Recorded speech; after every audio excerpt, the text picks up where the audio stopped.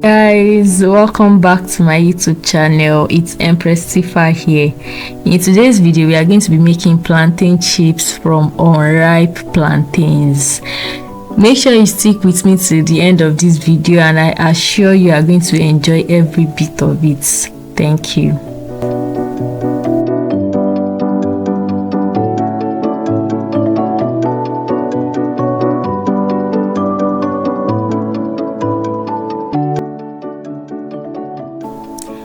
To start the making of our plantain chips, I'm going to be washing the back of the plantain because we don't want to transfer any sort of dirt from the body of the plantain to the inner part of the plantain when cutting. So you have to wash multiple times, then pat it dry.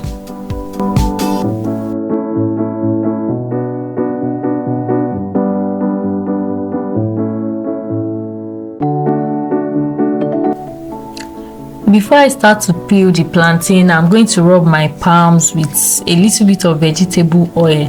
This is because we are working with unripe plantains, and unripe plantains has this sticky sap on its surface. So this is to prevent that sticky liquid from, staining my hands.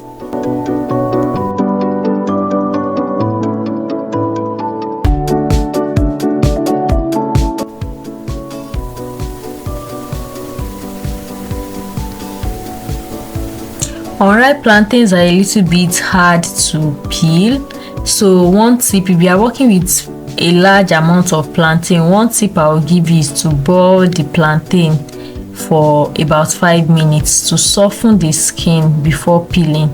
But if you are just working with maybe few plantains like I'm doing, you may not need to do that, and you can still do it if you want. It makes the peeling easier.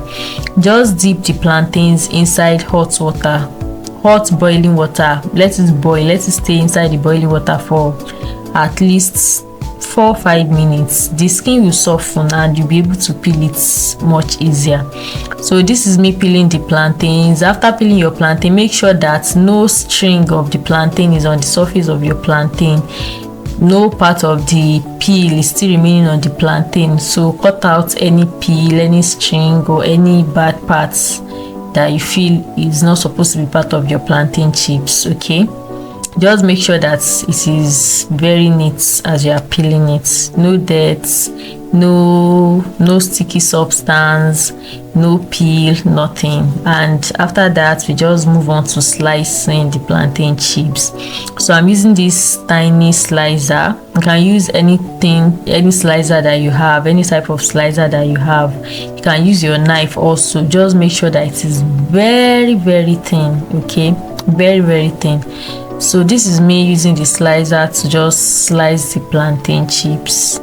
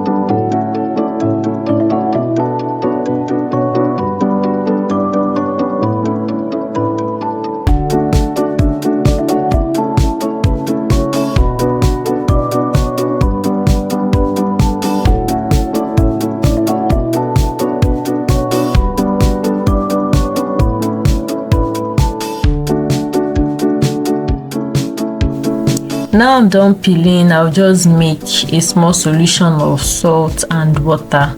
So just a little bit of salt with a little bit of water for the plantain chips.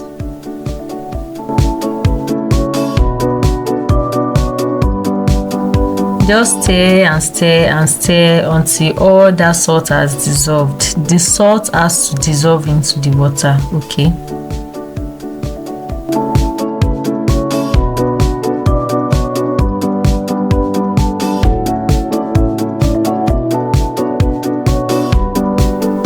Now it's time to fry these babies. So I'm just going to heat up the oil.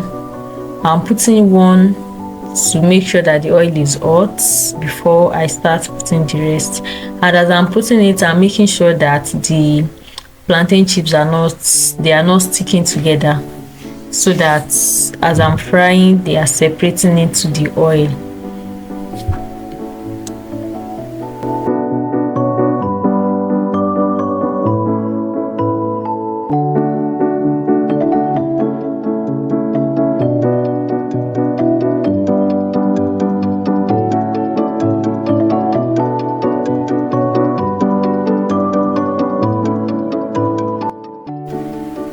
As you are frying, make sure that you do not overcrowd the pan.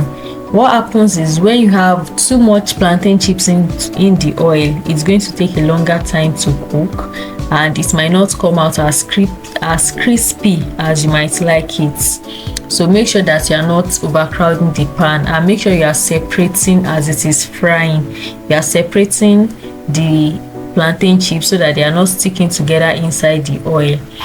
Especially if you are using ripe plantains, this is very important. They are going to stick together in no time. Now what you saw me did there is adding the salt solution that we did a short while ago. So I added a tablespoon of the salt solution into the hot oil so that the plantain chips can absorb the salt water, thereby making it tasty.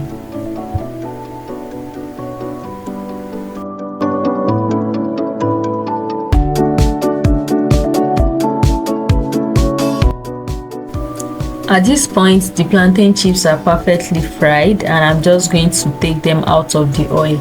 I have lined my flat plate with tissue, paper towel or tissue paper, whatever you want to call it. So I'm just going to be, packing the plantain chips and putting it on the paper towel to absorb the excess oil.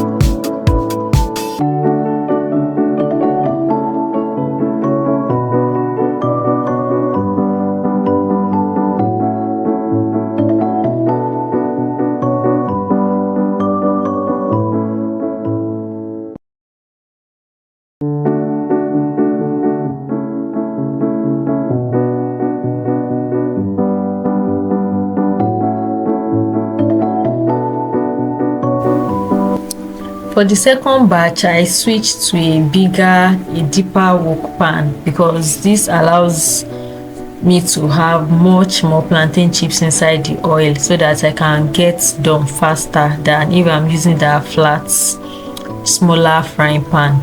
So this one I fry more inside this oil. I have more oil inside it. So this is a better pan if you are frying plantain in large quantities. This is what you need. Okay, now I'm just adding the salt solution. You can see I'm adding about 3-4 tablespoons this time around, because I have more plantain chips inside and I have enough quantity of oil inside too. So the amount of salt solution you are going to be adding will depend on the amount of plantain chips that you have inside the oil. I hope you get that.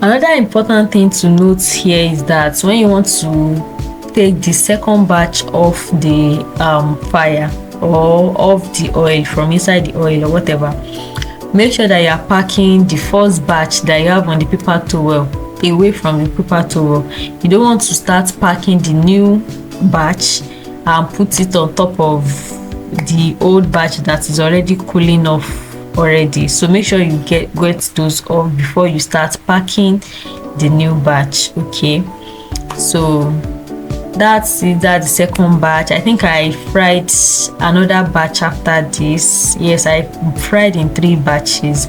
Assuming I was using the former frying pan, I will have to fry in like 5 batches, but with this pan, after the first one in the smaller fry pan, I did just 2 batches inside this bigger frying pan, which is way better and saves more gas too.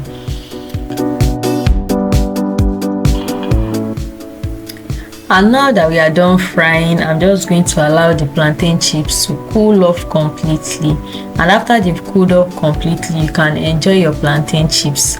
After they've cooled off completely, they are going to be very crispy, like crispy that you'll be hearing crum when you're eating it. Okay, so store it.